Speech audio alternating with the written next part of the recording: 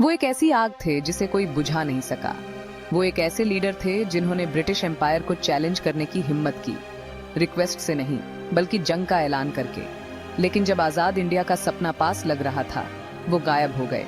History exploration में आपका स्वागत है, जहां हम हिस्ट्री के रहस्यों को खोलते हैं। आज हम इंडियन हिस्ट्री के सबसे बड़े अनसुलझे रहस्यों में से एक की गहराई में जाएंगे। सुभाष चंद्र बोस, जिन्हें नेताजी के नाम से भी जाना जाता है, का गायब होना। क्या ये एक प्लेन क्रैश था, सोवियत एस्केप, या कुछ और भी शॉकिंग? हमारे साथ बने रहें, क्योंकि हम इस महान देशभक्त के आखिरी दिनों से जुड़ी हर थ्योरी, हर लीड और हर सीक्रेट को एक्सप्लोर करेंगे।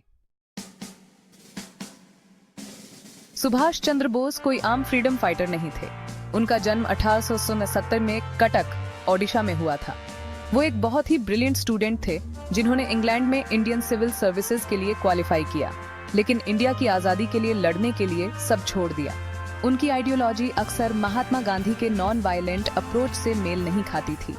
बोस का मानना था कि आजादी छीननी पड़ती है, भीख नहीं मांगनी पड़ती, और इस तरह वह आजाद हिंद फौज, इंडियन नेशनल आर्मी के सुप्रीम कमांडर बन गए, जिसे वर्ल्ड वॉर 2 के दौरान जापानियों की मदद से बनाया गया था।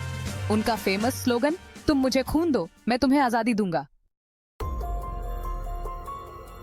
ये 18 अगस्त 1945 था। जापान के वर्ल्ड वॉर 2 में सरेंडर करने के कुछ ही दिन बाद ऑफिशियल अकाउंट्स के मुताबिक बोस ने ताइहोकू एयरपोर्ट, जो अब ताइपे, ताइवान में है, से मानचूरिया के लिए एक जापानीज बॉम्बर में उड़ान भरी, जहां उन्होंने सोवियत सपोर्ट लेने का प्लान बनाया था। टेकोनव के कुछ ही देर बाद प्लेन क्रैश हो गया और उसमें आग लग गई। ऐसा कहा जाता है कि बोस को 3rd डिग्री बर्न्स हुए थे और कुछ घंटों बाद ताइहोकू के एक हॉस्पिटल में उनकी मौत हो गई। लेकिन ट्विस्ट ये है, उनकी बॉडी कभी मिली ही नहीं। कोई ऑटोप्सी नहीं हुई, कोई क्लियर फोटोग्राफ्स नहीं, और सालों तक कोई ऑफिशियल इंडियन गवर्नमेंट इन्वेस्टिगेशन नहीं हुई। इससे दशकों तक अटकलें और डाउट रहे। तो आइए बात करते हैं नेताजी के गायब होने से जुड़ी थ्योरीज और इन्वेस्टिगेशन के बारे में। सबसे पहले ऑफिशियल वर्जन है प्लेन क्रैश में मौत। शाहनवाज कमेटी 1956 में और जस्टिस मुखर्जी कमीशन 2005 में दोनों ने क्रैश थ्योरी की जांच की। शाहनवाज कमेटी ने क्रैश थ्योरी को सपोर्ट किया, लेकिन ईमानदारी से कहूं तो उनके पास कोई सॉलिड प्रूफ नहीं था। जस्टिस मुखर्जी ने हालांकि एक कदम आगे बढ़कर उन्होंने प्लेन क्रैश थ्योरी को साफ साफ रिजेक्ट कर दिया, इसे एक कवर अप बताया। अब एक और थ्योरी पर आते हैं। कुछ लोग मानते हैं कि बोस ने कभी प्लेन में पैर रखा ही नहीं, या शायद वो एक स्टेज क्रैश के बाद भाग निकले और असल में सोवियत यूनियन चले गए।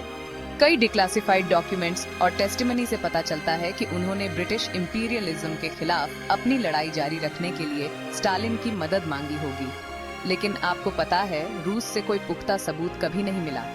फिर शायद सबसे सनसनीखेज थ्योरी है गमनामी बाबा थ्योरी। ये थ्योरी कहती है कि नेताजी 1980 के दशक तक उत्तर प्रदेश में गुमनामी बाबा नाम के एक सन्यासी के रूप में रहते थे। एक कमीशन को उनके सामान में टाइपराइटर, लेटर्स और यहाँ तक कि बोस की बुक्स भी मिली, लेकिन हैंडराइटिंग एनालिसिस इनकंक्लूसिव था और राख या सामान पर डीएनए टेस्ट कभी नहीं किए गए।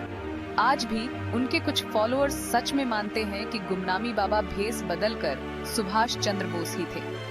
और फाइनली भीतर से धोखे की थ्योरी है।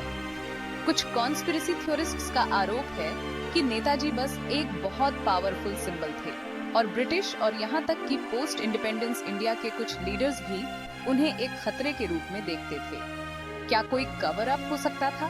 क्या इंडिया के सबसे बड़े क्रांतिकारी को उनके ही लोगों ने चुप करा दिया था? कोई ठोस प्रूफ नहीं है, लेकिन इस थ्योरी के मानने वाले आज भी हैं। 2016 में इंडियन गवर्नमेंट ने नेताजी से जुड़ी 300 से ज्यादा फाइलों को डिक्लासिफाई किया।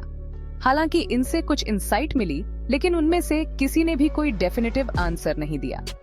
इंटरेस्टिंग बात यह है कि कुछ डॉक्यूमेंट्स में इंडियन इंटेलिजेंस एजेंसीज द्वारा उन लोगों की मॉनिटरिंग का हिंट मिलता है जो मानते थे कि बोस जिंदा हैं। सच ऐसा लगता है अभी भी सीक्रेसी जली हुई फाइलों और टूटी हुई यादों में दबा है। यहाँ तक कि ताइवान की अपनी सरकार ने कहा कि 18 अगस्त 1945 को उनके इलाके में कोई प्लेन क्रैश नहीं हुआ था, जिससे इस रहस्य में और भी आग लग गई। सुभाष चंद्र बोस भारतीयों के दिलों में एक हीरो बनकर हमेशा रहेंगे। उनका गायब होना मॉडर्न इंडिया के सबसे गहरे अनसुलझे पहेलियों में से एक है। सच को कभी ऑफिशियली कंफर्म क्यों नहीं किया गया? सरकारें क्या जानती हैं जो वे हमें नहीं बताती? और सबसे इम्पोर्टेंट, क्या हमें कभी पता चलेगा कि नेताजी के साथ सच में क्या हुआ था? अगर इस रहस्य ने आपको इमोशनल किया, तो इंडिया के छिपे हुए इतिहास में और गहरे गोता लगाने के लिए हिस्ट्री एक्सप्लोरेशन को लाइक, शेयर और सब्सक्राइब करें। कमेंट्स में हमें बताएं, क्या आपको लगता है कि नेताजी की मौत क्रैश में हुई या वह सीक्रेटली जिंदा रहे? ये हिस्ट्री एक्सप्लोरेशन है और हम जल्द ही टाइम के पन्नों से एक और अनकही कहानी के साथ वापस आएंगे।